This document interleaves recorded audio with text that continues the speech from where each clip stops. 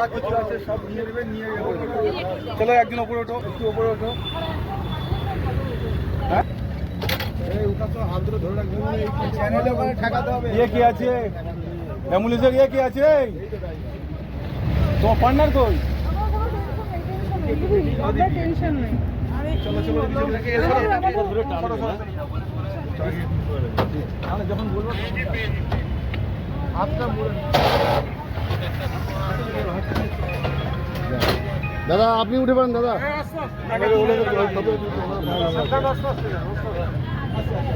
আস্তে আস্তে যাবে দাদা, ব্যাপারে